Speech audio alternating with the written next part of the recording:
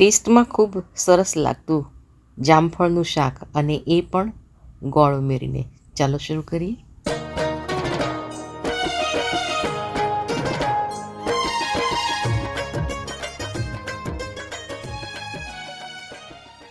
નમસ્તે મિત્રો, હું છું માયા દીપક. માયા દીપક 22 યુટ્યુબ ચેનલમાં આપ સૌનું સ્વાગત છે. હજુ પણ મારી ચેનલને સબસ્ક્રાઈબ ના કરી હોય તો જરૂર સબસ્ક્રાઈબ કરો. અવારનવાર તમને રસોઈના વિડીયો અને સંગીતના વિડીયો પણ મળતા રહેશે. બાજુમાં રહેલા બેલ આઇકોન પર તમે ઓલ બટન દબાવશો, જેથી મારા બધા જ વિડીયો તમને મળતા રહેશે. મિત્રો, તમે મને ફેસબુક પેજ પર પણ ફોલો કરી શકો છો અને ઇન્સ્ટાગ્રામ પર પણ ફોલો કરી શકો છો. તમે મારી ચેનલને સબસ્ક્રાઈબ કરી છે એ બદલ આપ સૌનો ખૂબ ખૂબ આભાર, અને મને આવી રીતે એન્કરેજ કરી રહ્યા છો એ બદલ આપ સૌનો ખૂબ ખૂબ આભાર. મિત્રો, આજે એક સરસ મજાની રેસીપી શીખવાના છીએ, અને એ છે જામફળનું શાક. બહુ ઓછા ઘરોમાં આ શાક બનતું હોય છે, પણ જામફળમાંથી આપણને ઘણા બધા વિટામિન્સ મળતા હોય છે, તો એનો ભરપૂર ફાયદો ઉઠાવીએ. જામફળનું શાક. જામફળનું શાક બહુ જ સરસ લાગતું હોય છે. જે લોકો જામફળ પ્રિય હોય એને આ મેં પાકેલા જામફળ લીધા છે, અને એને બિલકુલ ધોઈ લીધા છે, અને એને કાપી લઈએ છીએ, સમારી લઈએ છીએ. તમને જો બિયા ના ભાવતા હોય અંદરના તો રિમૂવ કરી શકો છો. છાલ સાથે એનું શાક બનાવવાનું છે, કે હું થોડાક બિયા કાઢી નાખું છું, એટલે જેથી બહુ કચડ થતું હોય કોઈને તો એ એવોઇડ કરી શકે. આમ પણ સિઝનલ ફ્રૂટ આપણે ખાવા જોઈએ, કારણ કે જામફળની સિઝનમાં જો જામફળ ના ખાઈએ તો એના ઘણા બધા ગુણો છે આપણને નથી મળતા. એની આપણા શરીરમાં લડવાની જે બીમારીની તાકાત જે જામફળમાં રહેલી છે એ બહુ જ લાભદાયી છે. અને લાલ જામફળ જો મળે તો બહુ જ સરસ. તમે જુઓ છો કે હું આ બિયા કાઢી નાખું છું. પચવામાં બહુ ભારે હોય છે, એટલે રાત્રે ક્યારેય તમારે જામફળ ન ખાવા જોઈએ. એમાં ભરપૂર મિનરલ્સ છે, વિટામિન B9 છે, જે આપણા શરીરનું DNA અને કોશિકાઓને સુધારે છે. એ સિવાય એમાંથી વિટામિન A અને E પણ ભરપૂર મળે છે, એટલે એને હાઈ એનર્જી ફ્રૂટ કહેવામાં આવે છે. જો આવી રીતે તમે એના બિયા કાઢી નાખશો તો ઘણા લોકો કમ્પ્લેન કરતા હોય છે કે અમને બહુ કચડ થાય, એટલે આનું શાક નથી ભાવતું. પણ એકવાર તમે બનાવશો તો ખાતા જ રહી જશો. ઘણા લોકો ટામેટાં પણ ઉમેરતા હોય છે, પણ આપણે આમાં ટામેટાં નથી ઉમેરતા, કારણ કે ઓરિજિનલ જે જામફળનો ટેસ્ટ આ શાકમાં, એકલા જામફળના શાકમાં આવે છે, એ પેલા ટામેટાં મિક્સ કરવાથી એનો ટેસ્ટ નથી આવતો. તમે જોઈ શકો છો કે આ બધા મેં કાપી લીધા છે. મિત્રો, જામફળ મેં સુધારી લીધા છે, અને એમાં રૂટીન મસાલા જોઈએ છે. હિંગ છે, રાઈ, મરચું, હળદર, ધાણા જીરું, જીરું અને અજમો છે, મરી છે, મીઠો લીમડો, લીલું લસણ, લીલા મરચાં અને આદું. તેલ નાખી દીધું છે. બહુ ઓઇલ નથી લેવાનું. આમાં 1 ચમચી રાઈ નાખી છે, અને હિંગ નાખી દીધી છે. ગેસ ધીમું રાખીશું. લીમડાના પાન છે નાખી દીધું છે.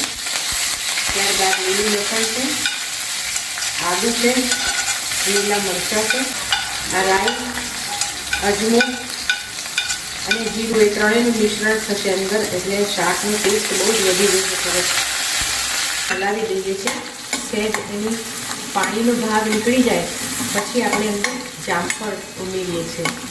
પોટેશિયમ અને મેગ્નેશિયમ આમાંથી ભરપૂર મળે છે, અને વિટામિન E પણ છે, એટલે આપણી આંખ, વાળ અને ત્વચાના પોષણ માટે વિટામિન E બહુ જરૂરી છે. મિત્રો, આફ્રિકામાં જે લોકો આફ્રિકાથી લંડન ગયા છે એ લોકો લગભગ બધા એમ જ કે મપેડાનું શાક, મપેડા કહેતા હોય છે જામફળનું. જુદા જુદા નામથી બધી વસ્તુઓ ઓળખાતી હોય છે. મેં કહ્યું એમ, એને ત્વચાને લગતી બધી બીમારીઓ તમારી દૂર કરે છે. લાલ જામફળ ખૂબ ખાવું જોઈએ, અને વ્હાઈટ જામફળ પણ એટલું જ રોગ પ્રતિકારક શક્તિ વધારે છે. આ બિલકુલ 5 કે 7 મિનિટમાં આ શાક તૈયાર થઈ જાય છે. હવે આપણે એમાં આ ગોળ લીધો છે એ મેં ઉમેર્યું છે, કારણ કે ગોળ તમને ઓપ્શનલ છે, પણ જામફળનું શાક જ્યારે બનાવો ત્યારે ગોળનું બેલેન્સ હોય ત્યારે શાક બહુ સરસ લાગે છે. અને એને ઓગળવા દઈએ.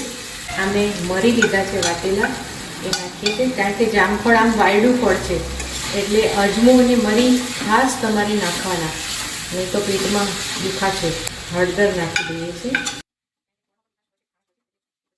ગોળ ઓગળી ગયો છે અને જામફળ પણ સેટ ઢીલું થઈ ગયું છે. એમાં થોડું પાણી ઉમેરીશું. તમે પહેલાં પાણી ઉમેરશો તો બધું જામફળ તમારું લોચા જેવું થઈ જશે, એટલે છેલ્લે જ ઉમેરવાનું, જેથી એની ગ્રેવી પણ સરસ રહે.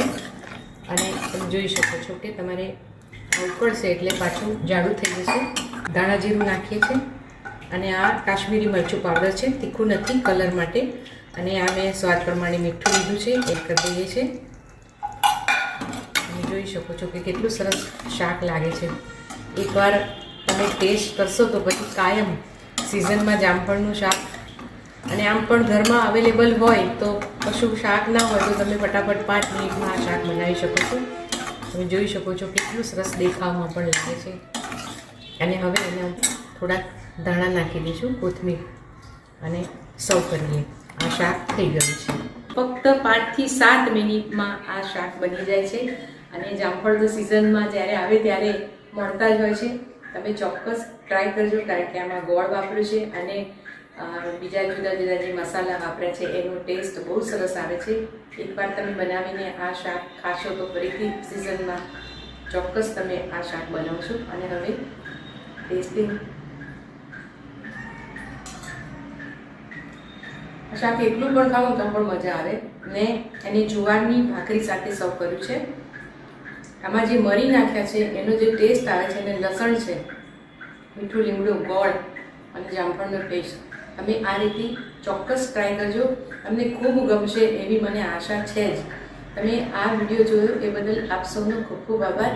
ફરીથી મળીશું એક નવા રેસીપીના વિડીયો સાથે. Thank you for watching.